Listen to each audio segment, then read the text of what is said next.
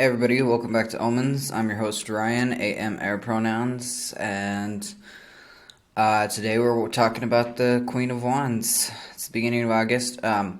Real quick, speaking about this month, um, somewhere in planning out my schedule, I missed the fact that August has 5 Sundays and did not plan for one and have not thought of something to do because I've already planned on a bunch of fifth Sunday things ahead of time, and I don't really want to move them because it's a mess. Um, Also, I'm on a short recording schedule for today, so yeah. But so this fifth week on August will be kind of just a break week instead of special episodes. So yeah, I have a possible idea niggling around in my brain for if I do decide to do something for fifth week, but it'll be later on. So yeah, hold on that. And now, unfortunately, because I do record these all at once, you won't exactly see any of the later week videos of me announcing that, oh hey, I decided to do something or not, because they're all done on the same day. So if something does come out, it's a surprise for everybody. Unless you follow me on Facebook and I remember to actually put it on Facebook. Which at Facebook, it's Bags and Omens on Facebook. Alright, but that's that out of the way. Anyway, happy August. And let's dive into some fiery energy today, because, yeah, we're talking about the Queen of Wands. So the Queen of Wands, of course, another court card. So, again, court cards kind of I see them as, occasionally they're people. They do occasionally stand in for people for me, or at least for some of my clients, more often than me personally. But usually how they come up for me is they are personalities that need to be embodied and or dropped depending on the situation, or their energies or even messages on occasion. Usually along the lines of personalities or characters, though. The Queen of Wands is, let's start taking her piece by piece. So first off, we have the numerology of the Queen of Wands, and I have my supernatural deck, Queen of Wands, here, and she is played by Lilith, the adult version, not either of the child versions. And the numbers, Lilith in the will actually come up again. But in the TV show Supernatural, she is the first wife of Adam who fell and didn't fall, but Lucifer was able to corrupt her first because he was, of course, jealous of God's creation and wanted to do his own creation and point out that humans were ridiculous. It was a waste of time to make them, and they should all be destroyed and all that. So he corrupted Lilith. She became the first demon, and she was eventually revealed to be the last seal, releasing Lucifer from the cage in the 4th season and all that. So she died pretty early on, but her big thing as a demon was she liked to possess children and eat people or tear them apart. But anyway, so I've got her standing in here for the numbers, the numerology. So now, granted, this numerology is all my own addition and my own thoughts to it. Again, it's not actually considered an actual thing, I suppose. But hey, it's my way of reading, so I can do as I like. And I like how the numbers add a little bit more to the cards themselves. So queens would fall in the 13th position, basically, as the number 13. So split into two, the number 13 is 1, 3, and then added together, it's also 4. So the number 1 is all about the ego, the self. It's the first physical number. It's the key to communication skills and divine expression. It's the very first number. It's when nothing and nothing, everything of 0 comes into being. It becomes something. It's basically where nothing becomes something, and it gets stretched down to, it's the mathematical point. It's got no width or height or length, but it is there. It's one-dimensional. It's a thing. It's just a point. An infinitely small point, but it is existence. So in numerology, in ourselves, it represents the ego, the self. Not necessarily ego, not either bad or good ego, healthy or unhealthy. It's just the ego as it is, which is a recognition of self, being a self. It's just basically we exist now. When it's known as when we say it's the key to communication skills, that's because it's the beginning. It's the beginning point. It's where an infant, to communicate, has to wave their hands, scream, cry. It's the very beginnings of communication. It's a very limited form of communication, but it's the beginnings of it.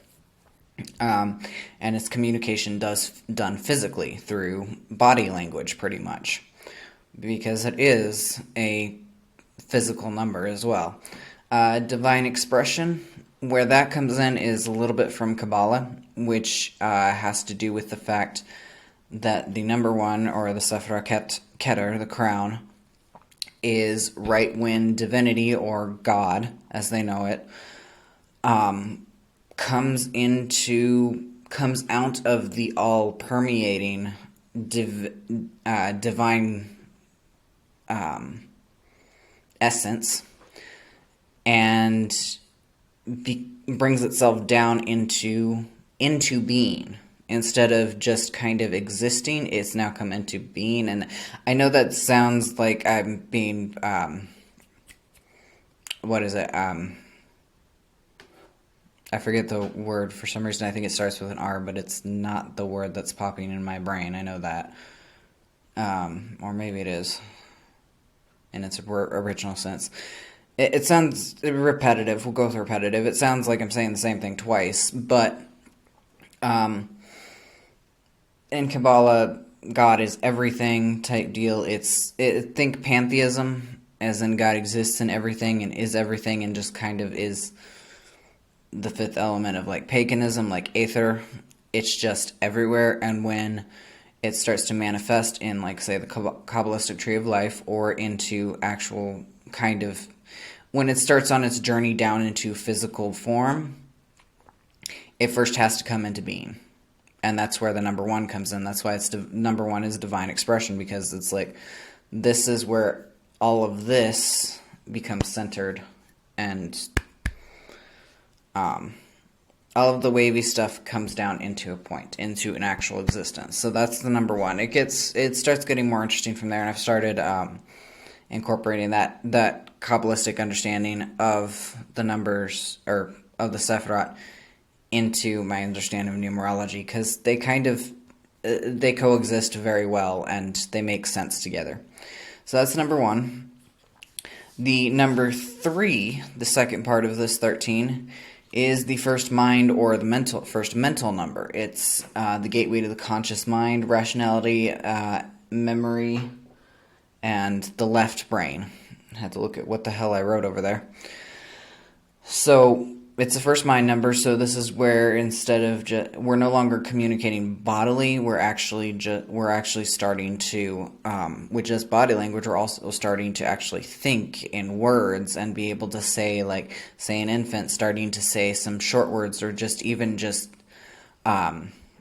nonsense words. They're able to start verbally communicating. And it's we can understand that actually means something to them, and that they're trying to say something, and we can encourage that by actually saying what we consider to be actual words, that helps them learn those words to be able to communicate verbally with us instead of just by screaming, crying, kicking, waving fists, or what have you. They can communicate by actual verbal language as opposed to just physical body language. So we'll notice again with this is a 1 and a 3, whereas prior we've had 11, a 1 and a 1, a 12, a 1 and a 2. So all of these are a lot of primary numbers. 13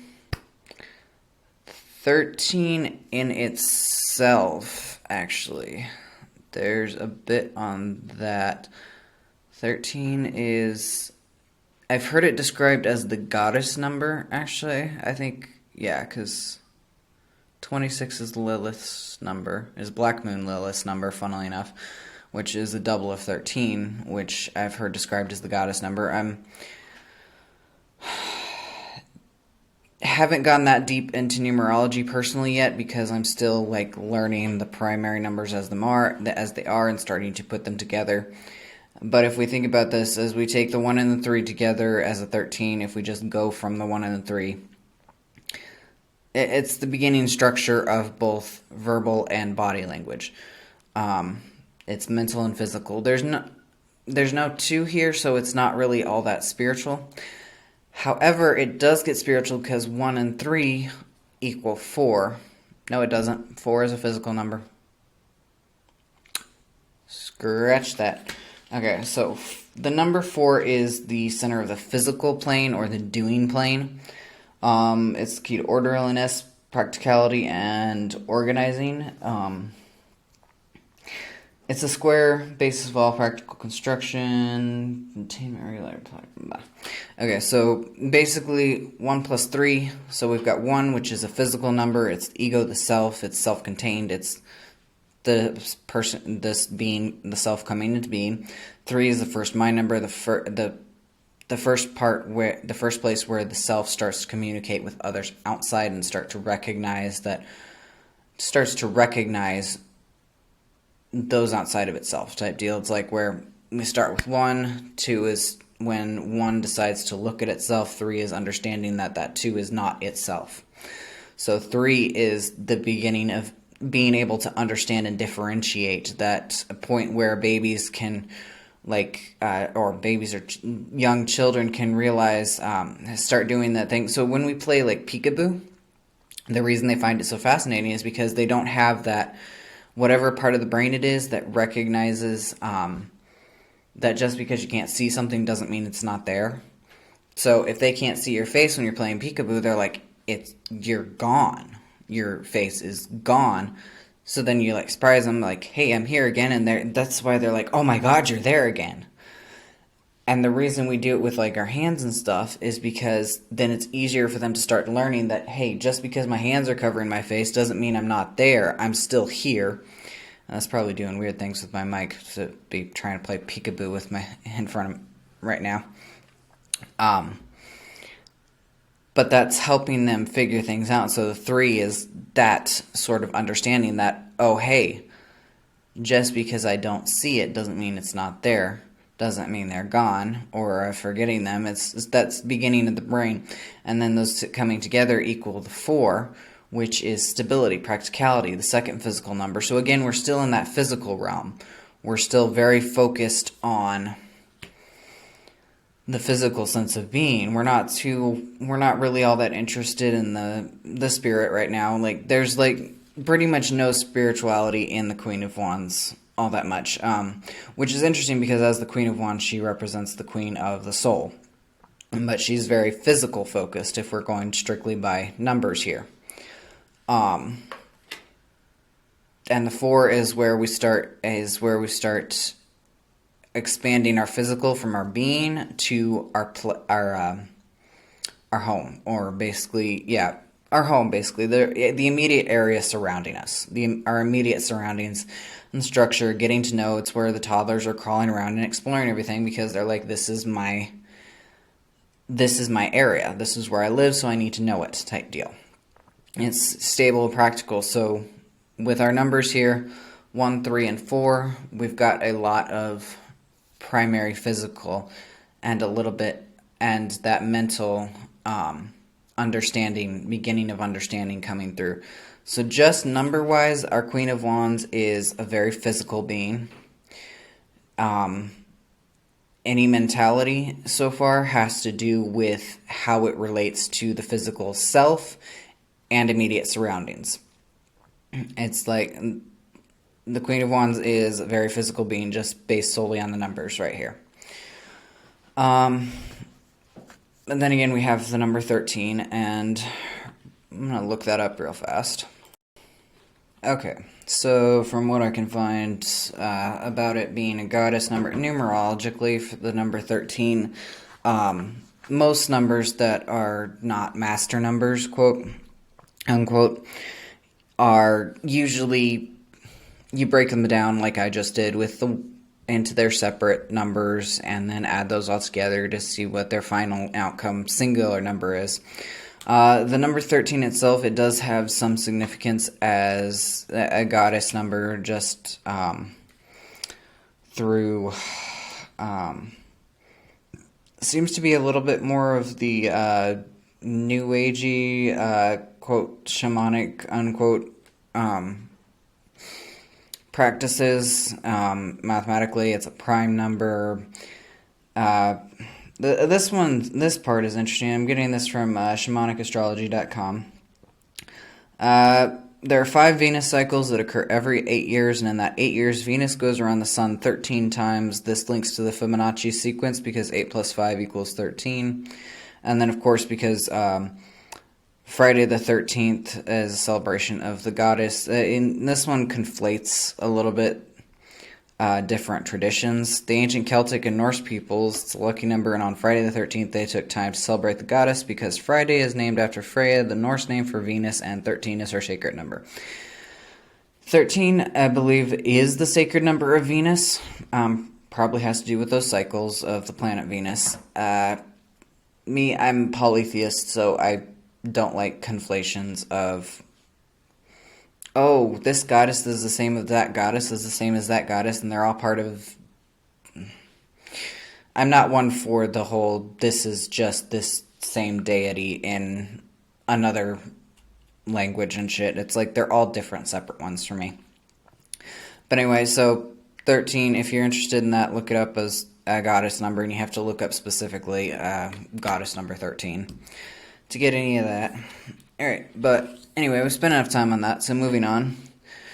Alright, so the next section we're going to go into is the queens themselves as court cards, and for that I have my Vice Versa Tarot, and the queens and kings all sit on thrones. So this one, the Queen of Wands, she is in a red-orange dress, sitting on a throne made of roots and or vines. They're all very woody, though, so I consider them more like a mass of roots. Right in front of, inside of a deep, dark forest, or a deep, like, old-growth forest type deal. Vines everywhere. She's got her eyes closed, leaning back, holding her wand up, which is just kind of a short little staff. It's thick and bulky with some leaves on it. And she's just kind of leaning back, relaxing, sitting in on herself, and it looks like she's probably meditating some. That's this side. On that side, or the back side, you can see the mass of roots again on her throne. Now, whereas some of these court cards will have other symbols behind them, she does not. She just has plain grass. She has a symbol ahead of her, and it's a giant Egyptian-esque statue, ancient Egyptian-esque. Looks like it is probably supposed to be Isis, maybe. Isis is a good default, honestly, but yeah, she's not wearing a pharaoh's crown. That's just her hair. Armless, like an ancient statue that's kind of starting to fall apart, and some major wear and tear. And that's all. This queen does not have a lot of symbolism surrounding her. And that in itself speaks fairly strongly to me, in that she is the symbolism in herself. It's like she needs no other outside powers. She is full power in herself. She is surrounded by greenery, by old growth, ancient statues. It's like she is long rooted and just staying here. She's so solid in herself that her power. And the other thing is, like, the only other color besides green, brown, and the blue of the sky on this side is those are all cool colors. She is the only fiery color in her dress of orange red. It looks like flames. Her hair is like a deep auburn, I believe it's called. It's like a reddish gold. She's barefooted, which again, even more with that deep into the grass, and that whole meditation thing, which, if we were going back over, so to go back a little bit to the numbers, with them being so very physical, this again adds to that physical layer of, there's just so much physical. She's part of the earth, the most ancient parts of the earth. But she herself, with the meditation, and tells me she is very spiritual, but more than likely she has to work for it because she is so strongly more physical than anything else. Her spirituality, her soul passions are deep inside. She has to work for them. And this one is very slow because she's so quiet at the moment. Anyway, I got really into describing this card more so than the actual section I was going to work in. So queens as a whole are nurturing leaders, as opposed to kings, who are expansive leaders. It's kind of a fairly common theme throughout the tarot, like where the Empress nurtures and grows, the Emperor expands and conquers, or just conquers has some negative connotations, but kind of a similar. But you get what I'm saying. The more masculine archetypes, or quote masculine unquote archetypes, tend to be expansive and ambitious and growing out, as opposed to filling up. They grow out and just keep going out farther and farther. The queens, the Empress, or the quote feminine unquote archetype are the nurturers who take all this land and fill it. So it's still more of a role. I will use the titles Empress and Queens, but for me, they're not gendered. They're not, queens and empresses are always female. No, you can have male queens. Hell, have you seen the gay community? But anyway, for me, they are not gendered. They consist of actual roles. There are roles to be filled, and the queen's role or the empress's role is to fill what they do. The queens run the castle. They don't lead by they're not the boss in charge telling people what to do and then sitting on their butt. The kings are the ones. The king's role is to tell people what to do and to dictate and give out things. The queen's role is to get in the middle of stuff and help out and lead by example, by showing what needs to be done and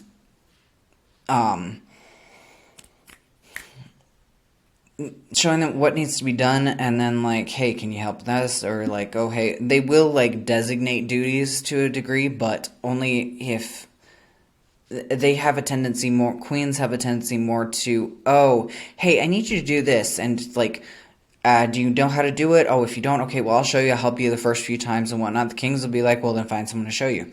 Queens are I'll show you. I'll show you, and then I'll leave you to it.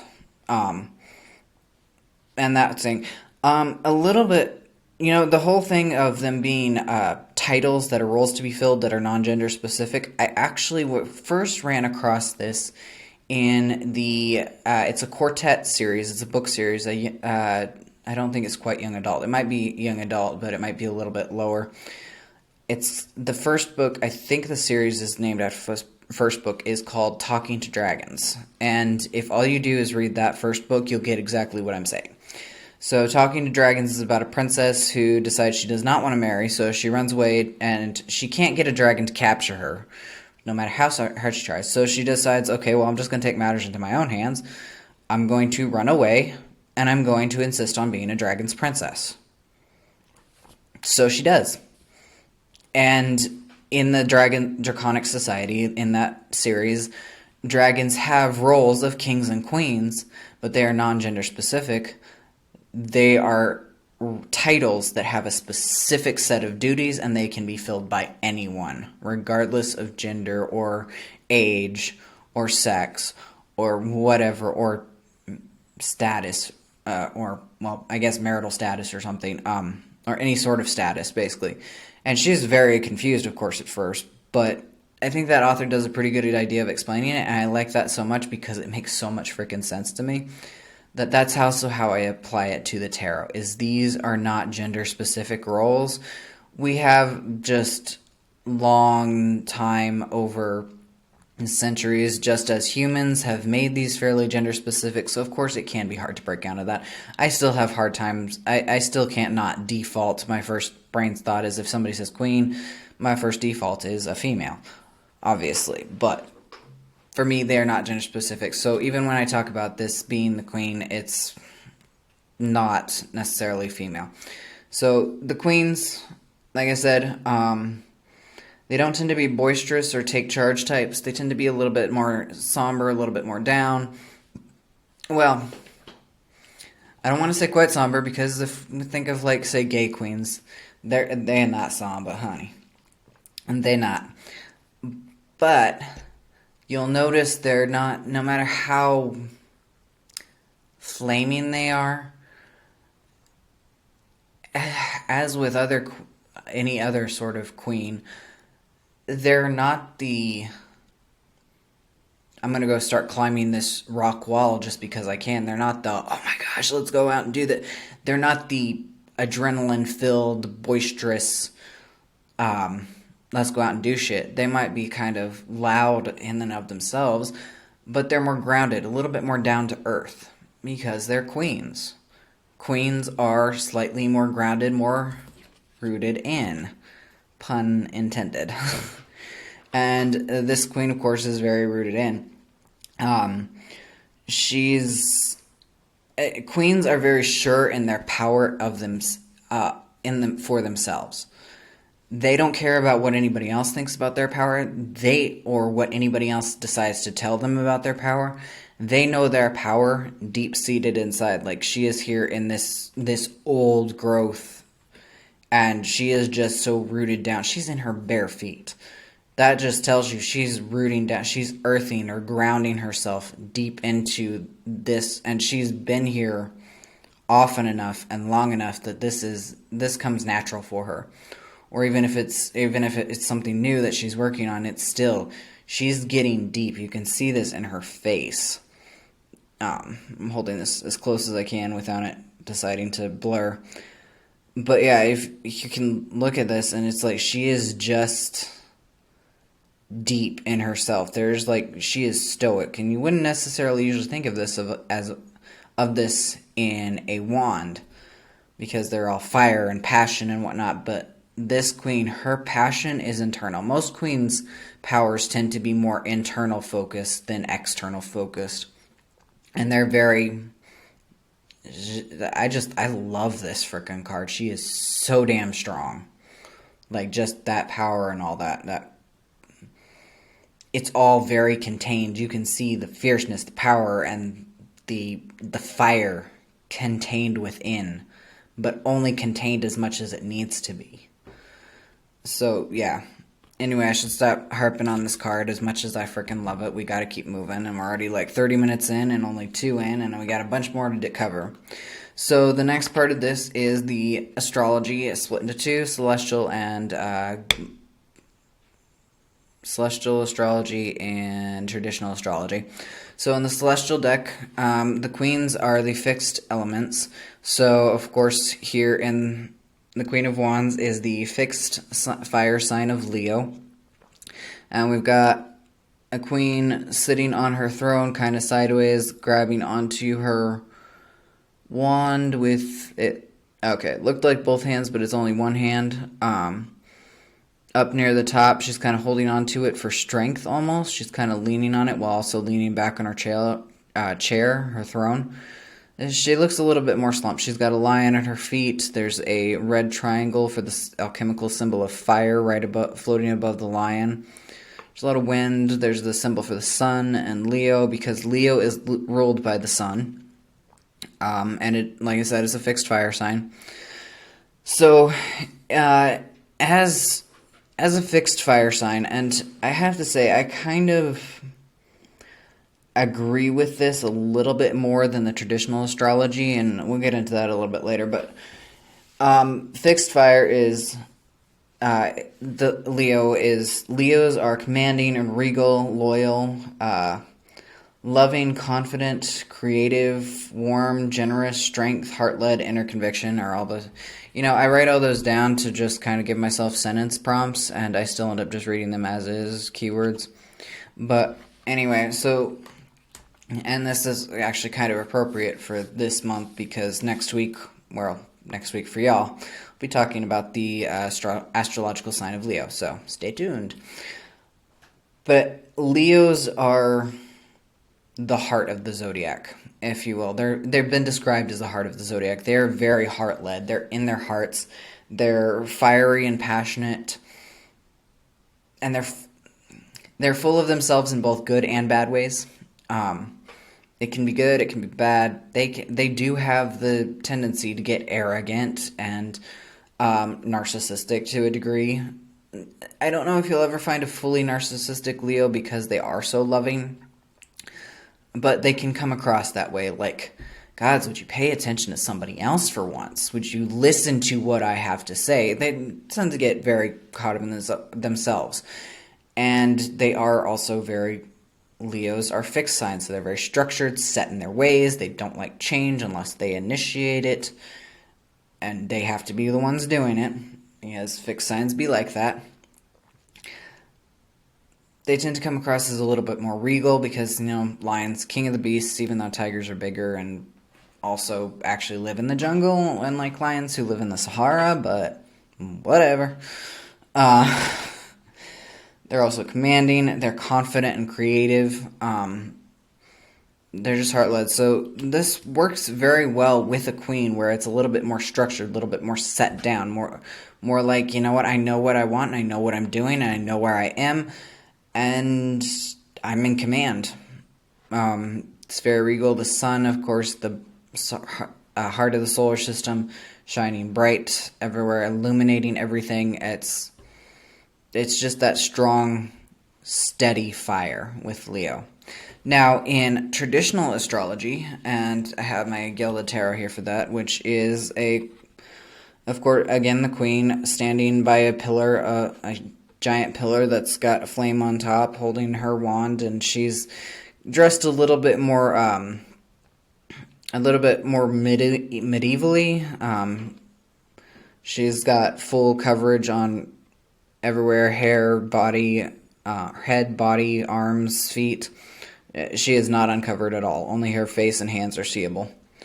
Pretty much. She is very self-contained. In traditional astrology, the Queen of Wands is associated with... The queens are associated with cardinal signs. So the Queen of Wands is associated with the cardinal fire sign of Aries.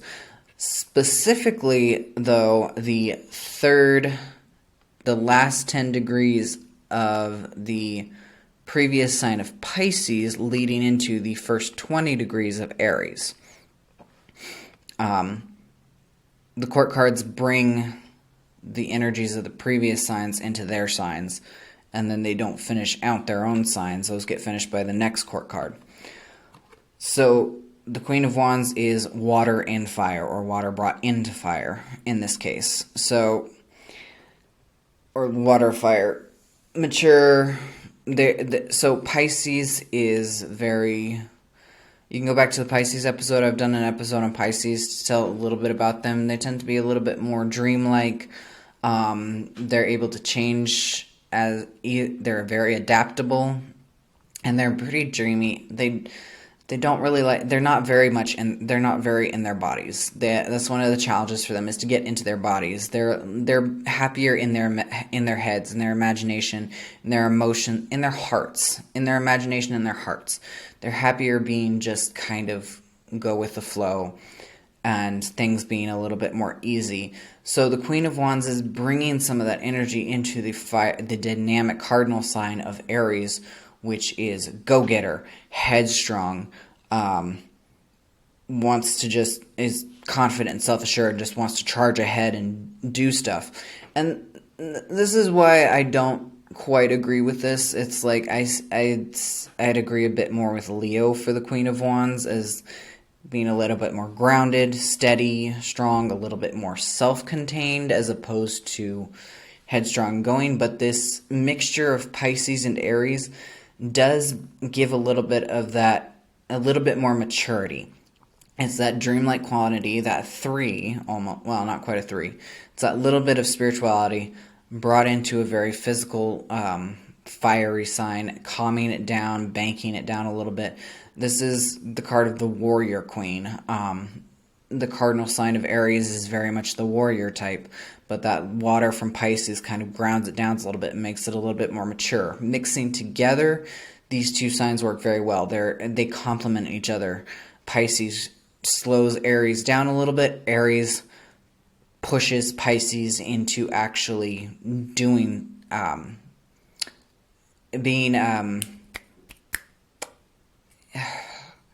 forget the word. I want to say a little bit more aggressive, a little bit more headstrong, as opposed to just kind of, oh gosh, I don't know, maybe we can just not do that. Aries brings in that, no, let's go do this. And together they kind of slow each other down, speed each other up, kind of make each other a little bit more mature and stuff and such. So dynamism and confidence, definitely a big thing here. So it's, again, kind of that Leo feel, but instead of it being pure Leo, it's a mixture of two others, which you could swing either way on it. Honestly, I think when it comes to the astrology of tarot, there's traditional from the Golden Dawn, which is this one, which is the Pisces leading into Aries, or there's, I guess, the contemporary celestial one where it's Leo. And Pisces leading into Aries kind of has that same feel as of Leo, just a little bit more dynamic, a little bit more, well, I don't know, they kind of come across pretty similar, I guess.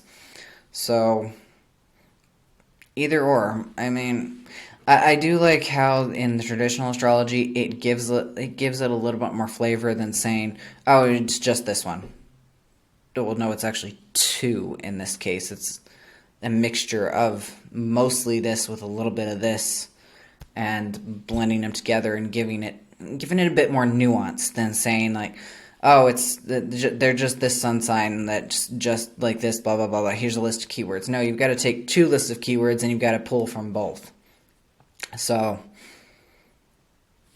either or. Next part is the Kabbalah, and I have my Mystical Cats Tarot for this, and I love this cute little kitty. Very, a little bit pompous, very fluffy, furry, tabby, I think it's called, I forget. Is it tabby? Either way, she's an orange cat with a white ruff, very, very large ruff. And she's wearing a diamond collar, and she's lying on a very nice, I don't want to say quite rug. It almost actually looks like a patterned cement, like she's outside, and she's looking up at fireworks. Just like in awe, like, ooh, pretty sparklies. She's just quite content and happy to enjoy things. So in Kabbalah, the queens are found in Olam Yetzirah, or the realm of formation, which includes the Sephirah 7, 8, and 9. This is where the creative process comes to its resting place, where we've had the idea in the first realm, and we've started maturing it in the second one. We've had that spark. We actually started doing stuff, like getting all the different ideas, like we do this, and this with the knights. And now here in the realm of the queen, we sit here and we go, okay, we're still planning this over, we're still plotting it over, but now we've got our list, now we've got things we can strike off, it's things we can refine, we're sitting here waiting, we're refining our ideas, we're refining our existence, or the existence of this thing. And it's still in the mind, but it's slowed down. It's where we're sitting on it, we're stewing on it, we're getting all the little details perfect, dotting the I's, crossing the T's, and getting it ready to actually come into being, come into physical being in the final realm. So Olam Yetzirah is where we actually form things. That's why it's the realm of formation, because it's like we're actually putting this into a tangible shape, or a shape that we can make tangible very easily. Sephra 7, 8, and 9 are the Sephra of, let me see if I can remember this, victory, no, I forgot. It's the last three before the final one, which are, actually I wonder if I have it on here. Nope, I don't. But basically, it's the final. It's like victory and restriction, and I can't remember 7, 8, and 9. If you go back to my previous 7, 8, and 9 of wands, I have those in there. Also, a plug to have you listen to other ones. But anyway, so in this realm, it's described as again, we bring Leo back here. So in Kabbalah, it's Leo. The fiery warrior Leo it's the fiery warrior of Leo, or Aries in this case, that feel in the nurturing queen in the realm of forming. This is from the Tarot and the Tree of Life by Linda Radau Klegman. Her quote, and this is kind of paraphrased, is, "The fiery warrior Leo feel in the nurturing queen in the realm of forming. She is sensual and sexual. She gives no fucks and doesn't take insult without one-upping the other."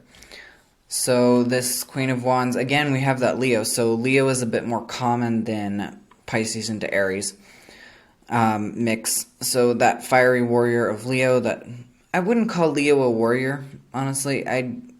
Leo is more of the king type, more of the ruler type, more the queen or the king, as opposed to the warrior.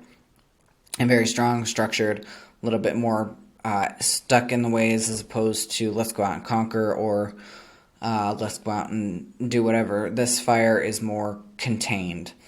So that fire of Leo in the realm of the nurturing queen, because like we said, queens nurture and grow things. And this is the realm of formation, of forming things, of creating things, of actually putting them into a form that can be tangible, like I said.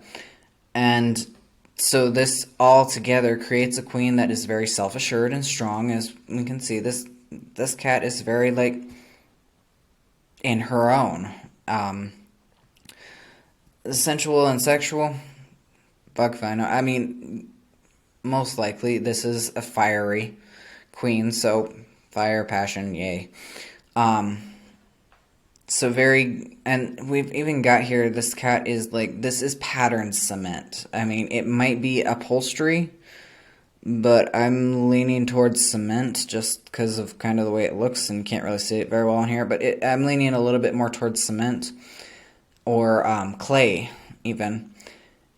So very feeling, sensual, and all these little sunflowers and whatnot are raised, so you get that feel of things. So again, sensual has to do with touch, a good touch, of feeling things that nice, I don't know, things that feel nice, like my microphone here. I mean, it feels pretty nice, but being able to go from smooth to the rough, where the and the words are carved in, kind of that feeling, that sort of sensual of, oh, this feels nice. And then, of course, she's looking up at these fireworks, which, again, that's another sense thing. It's this visual beauty plus the sound. Her ears are perked. She's listening to the booms. So, again, that sensual queen that is, very physical. And we've gone over with the 13. Queens are very physical. The number 13 is very, very much a physical number. So, Olam Yetzirah, this queen is very in her body, self-contained, forming, um, doesn't care what anybody else thinks. She's gonna do what the hell she fucking wants, and he's, like, if somebody insults this queen, he's gonna shut him the fuck down. He's gonna be like, oh honey, that's sweet, that's cute, let me tell you where you went wrong. One and done. Alright. The Kabbalistic angel for the Queen of Wands is angel number 4, Elamia. I think it's Elamia. I didn't write it down, so it must be... I didn't write down the pronunciation, so it must sound how it's spelled. Elamia is the... it means the hidden god. Elamia is a seraphim, so the top hierarchy of angels, the first down of the 10 hierarchies, very top. And actually, she's got like the full seraphim thing with the 2 angels above the head, 2 angels covering. Sorry, 2 wings spread out behind her, 2 wings covering her kind of face and all that, and 2 more wings covering her feet. So that was kind of the written description of seraphim originally, is they have 6 wings, 2 up and above, 2 covering them, 2 covering their feet.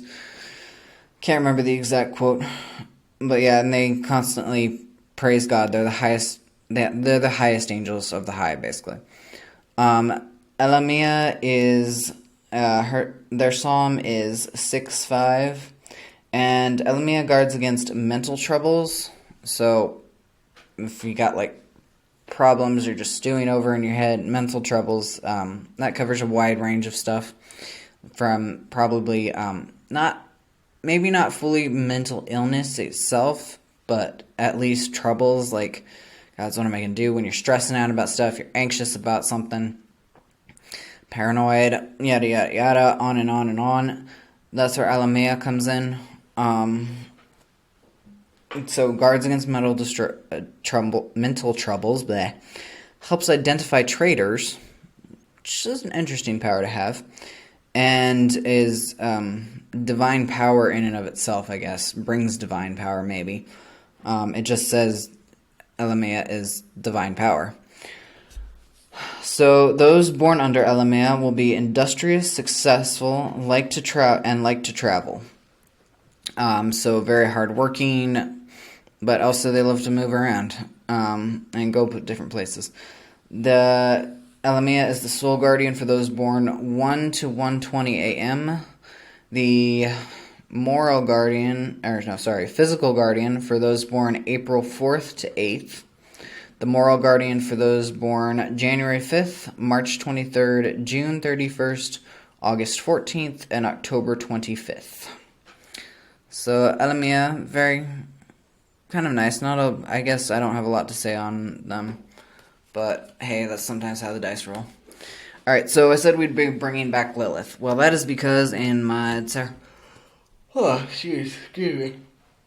Fantasy World Tarot, the being associated with Queen of Wands is Lilith, again. So, however, here in this one we have the more demon-esque Lilith, where she's got the horns, she's naked, she's got the wings, she's all gray. And yes, those are tentacles writhing all around her. You wanted anything more sexual, obvious, sexually explicit than this? Yeah. Can't get much more than this. I mean, yeah, not much more than that. So again, we bring back kind of that sensual and sexual association with the Queen of Wands. It's fairly explicit here, because yay, touch, and yeah, tentacles. So the being associated, again, Lilith.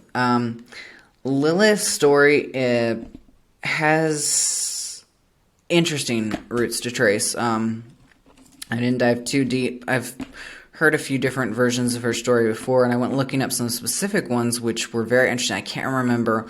I know it was from a podcast, and I listened to a lot of them, and quite a few of them had stuff on Lilith.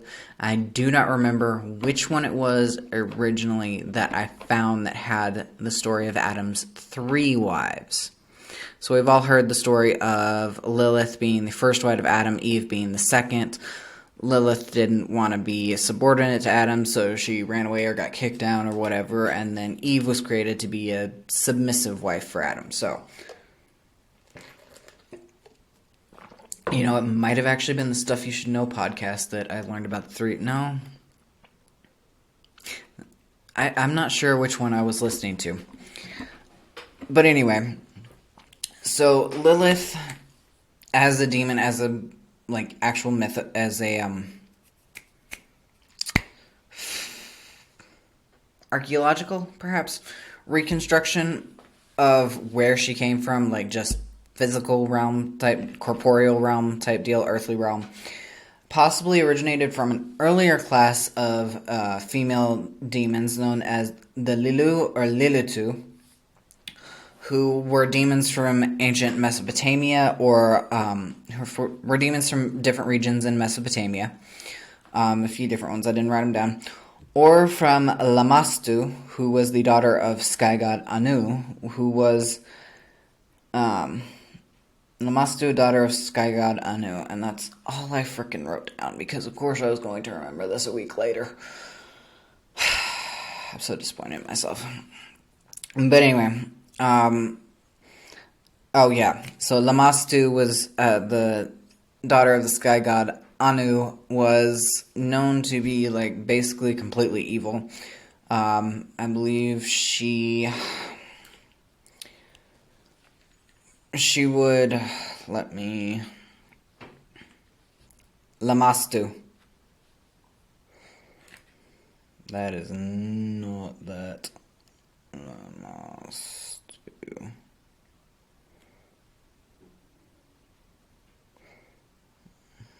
Maybe that's how you spell it. The most terrible of all female demons, daughter of the sky god Anu. She slew children and drank the blood of men and ate their flesh. You know, I'm pretty sure I had that written down on here. But anyway, so Lilith,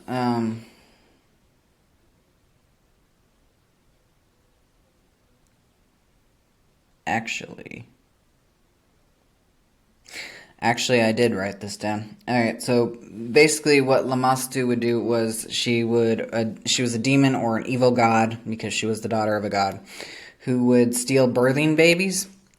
So babies, as they were being born, she would steal them.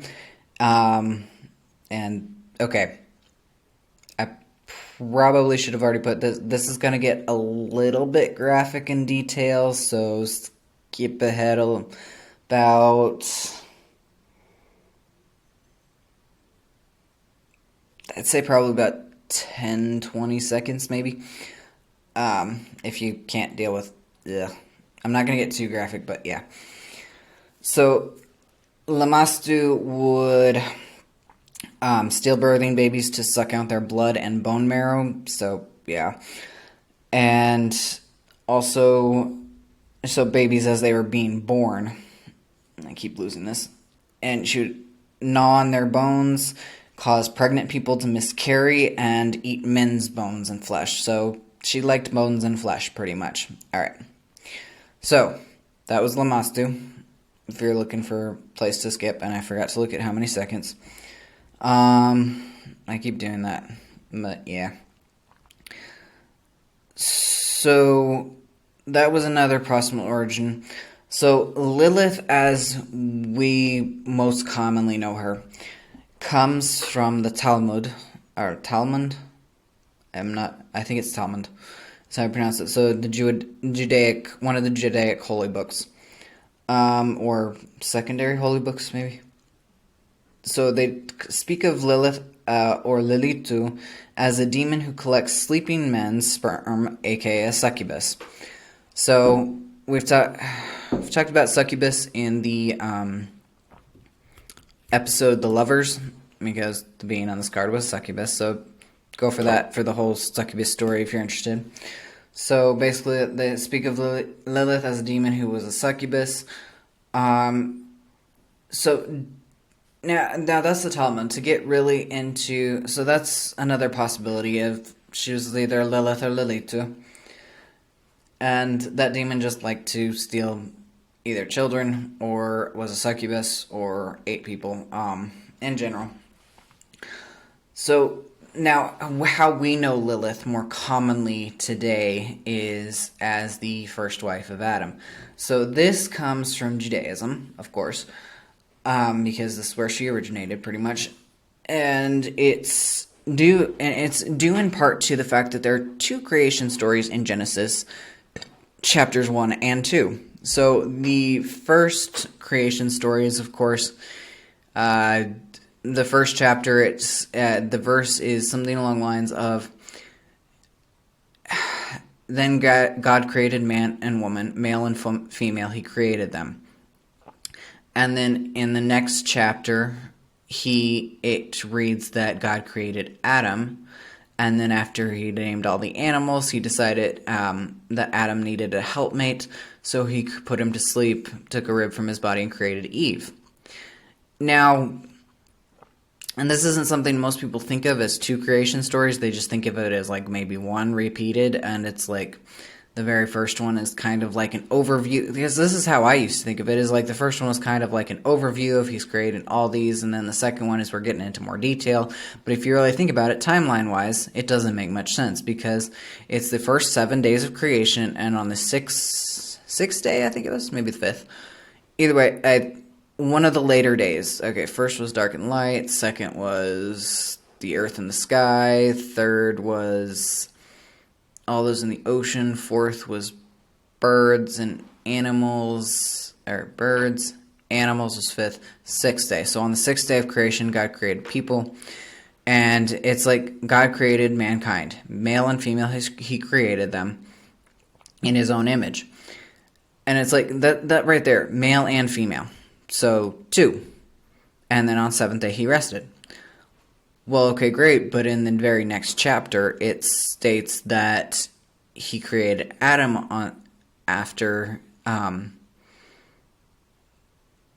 it states that he created Adam, and then he rested, and then he had Adam name the animals, he put him in charge, put him in the Garden of Eden. He's like, it actually goes into how he put him in the Garden of Eden, and he has him doing all the animals, and he's like, well, he kind of needs to help me because he's feeling lonely, so we'll put him to sleep, grab a rib from his bone, and create Eve. So that's basically two creation stories. It's like, wait, in the first one it says on the sixth day you've created 2, but in the very next chapter it says that you've created 1, and there's like so long after that you create another one. You could put this as they don't really specifically say timelines, and you could say that it was like all on the sixth day. He's like got him naming all the animals, and then he's like, oh, you need a helpmate, let me put it like that. But apparently most Jewish scholars put it as two creation stories, and to explain this, the Midrash, I think it's Midrash, created an explanation. So the first Adam was not Adam the male, it was a 2-in-1 being, like in the Greek myth of or one of the Greek creation myths of how humans were originally, and this was kind of a soulmate explanation type deal, or a soulmate thing, whatever. It was like they were actually basically 2 people as one, 4 arms, 4 legs, 2 heads, but they were connected as one androgynous being. So this is the same thing. The Midrash says that first it was created as that. It was male and female at the same time and androgynous. However, unlike how in the Greek creation story where they're kind of side by side, I think, or something like that, maybe not. It might be the same thing where they're back to back. So that makes things a little bit awkward because you can't really do sex, you can't really talk to each other. You can kind of just yell, and like the other person will be like, okay, yeah. It's like if the heads are connected, it's kind of awkward, and like sex is pretty much non-existent. Anyway, general, because that's rather difficult, if anything. So that wasn't going to work. So God was like, let me fix this. Split them in half into 2 people, so we've got a male and a female, as opposed to a male and female being. However, because they were created the same and created equal, neither of them wanted to be subservient to each other, especially not in bed. This first Adam was Adam and Lilith. And Lilith was like, fuck no, I ain't gonna be lying under you. I wanna ride on top. And he's like, what the? But I'm the man, because patriarchy. Patriarchal religion and shit and all that, but, and a patriarchal god. So, she refused to submit. He didn't want to submit. So she was like, well, fuck y'all, and ran off. Adam went and complained to God. God was sent 3 angels after her, who found her on the shore of the Red Sea? Yeah. Yes, on the shore of the Red Sea where she had met the devil, and was like, okay, you know what? Cool, you sound awesome. I'm gonna be... And he basically tempted her to be the mother of all demons. And she's like, fuck yeah. So this is where that supernatural actually gets it kind of right. Where she's like, yeah, I'll be the mother of all demons. And so these 3 angels and like come to hunt her down. They're like, you gotta go back. She's like, no. And they didn't really have much power, I guess. And she's like... So she's become evil and demon. She's like, you know what, just take pity on y'all, because she's now apparently hunting down babies already. And she's like, if anyone she has domain over children for a certain amount of days after they're born. Male children, it's 8 days after they're born, and females, it's 12 days after they're born, I believe. Up until that amount of time, up until 8 and 12 days, she has domain over them. However, if she sees an amulet with these 3 angels' names on it, she won't touch the babies. So, yeah, so they leave her there to kind of do her own thing, be her own woman, and mother of all demons, I guess, wife to Satan, or one of his concubines or shit, or, well, the devil, not Satan, because the devil, Satan, and Lucifer are 2 to 3 different beings in a Judaic tradition. But anyway, so that was Lilith, the first wife. So then God's like, okay, well, I gotta create a wife for Adam. So he's like, you know what? I need a woman to be created from Adam to make her subservient, basically. It's like, instead of being an equal, she's lesser. So he takes a rib from Adam's cage, and this is... Now, I know what you're thinking. You're thinking, okay, yeah, we know the story of Eve. No, this is the story of Adam's 3 wives. This is the second wife, who Adam was awake for. God took the rib from Adam's cage and built the second wife in front of Adam from the inside out. Adam was so utterly disgusted, grossed out by what he'd just seen, that he refused to go near her. So, yeah, a little bit gory right there, if you start thinking too hard about it. But there's not much on what happened to her, whether God turned her back into dust, or whether she was kind of placed somewhere else. I think there's a thought that she was placed somewhere else. I forget where at the moment.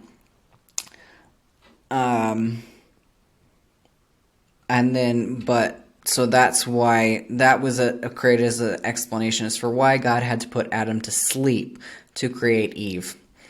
So again, he took a rib from Adam, which gives you that maybe that men should be short 2 ribs instead of just 1, which all of the above is bullshit. But yes, that's why Adam was sleeping when Eve was created, because then he woke up and Eve was done, and he's like, oh, she's gorgeous, and she shall be my wife, and she shall be my lesser than me type deal.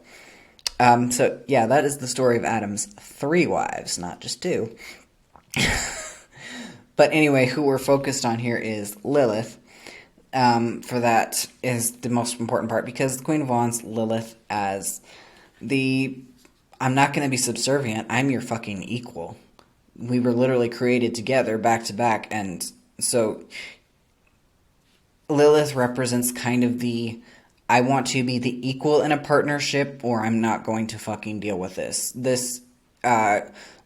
The Queen of Wands is someone who refuses to be subordinate or submissive. They're going to be the equal to their partner or partners in every way, or shit's not going to go well. or they'd rather be probably a little bit more above. They don't mind if somebody else is submissive, but they're not going to be, type deal. Power play. Type deal. So that is Lilith, who is associated with our Queen of Wands, and I think this is the longest I've gone on an episode in a while. Alright, so that's the wrong direction. Wrong pile. Ugh. Alright, final bit of this is the traditional meanings of the tarot card when it comes up, and we have my Tarot of the Old Path for here, which has a very Scottish-looking woman, Scottish or Irish-looking woman. She got the frizzy curly red hair, orange and yellow dress, orange and red and gold. Jeez, I know my colors, I swear. Damn. Red and gold dress, gold jewelry, gold crown, gold earrings, gold, and she also has, I believe, morning glories, or are those datura? Those might be datura.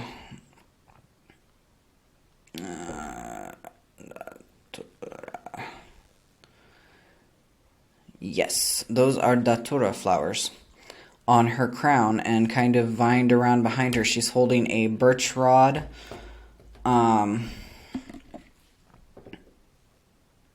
Whoops.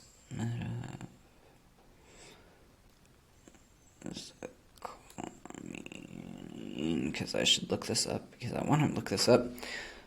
So, datura is one of the witching herbs, I suppose, or witching plants. Also known as Jimson weed. This mostly comes from... Alright, so... mostly comes from North American indigenous beliefs. So, and...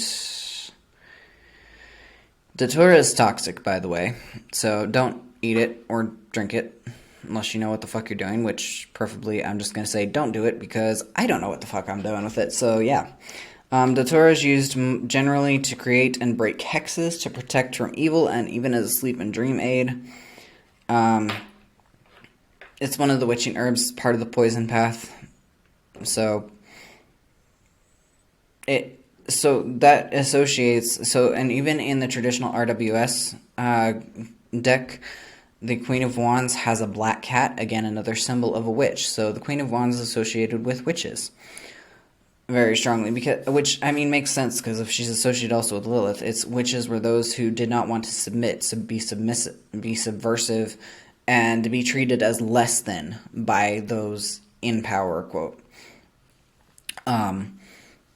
So, Queen of Wands is very fiery, powerful, and, gives no fucks. She's going to be who he wants to be full out, and, everybody else can go suck it, and give no fucks type deal.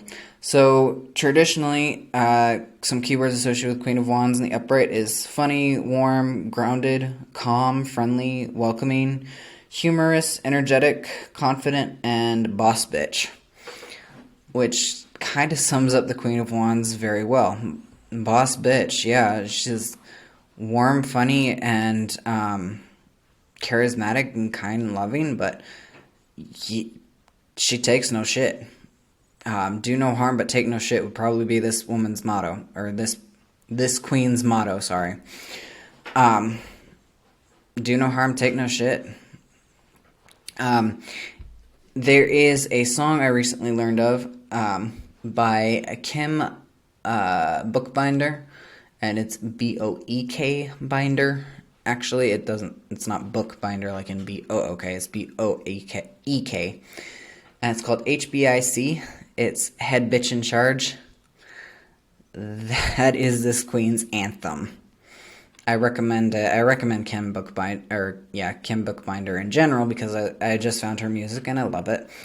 But yeah, HBIC, Head Bitch in Charge, that is this queen's anthem, which can be a little bit negative. So in the inverse, reverse, or the unhealthy or negative aspects of the Queen of Wands or the Queen of Rods in this deck's case, they can be selfish, bitchy, nasty-tempered, self-serving, lash out in anger. They can get nasty, in their unhealthy, not not great aspects, they can be nasty and bitchy.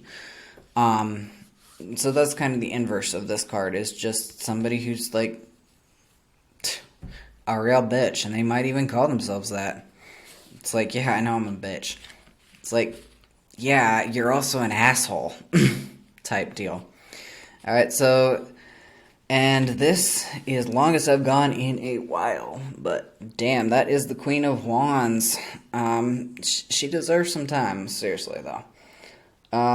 So, yeah, that's it for this week, this episode, so all the usuals, like, comment, subscribe, find me on Facebook, find me on Patreon if you feel like it, email me if you want, email me with questions or readings, or requests, etc., etc. I'm gonna let y'all get out of here. I'm gonna get on off of this one, I guess, and have a great rest of your whatever. I'll see you all next week with the astrological sign of Leo. Bye.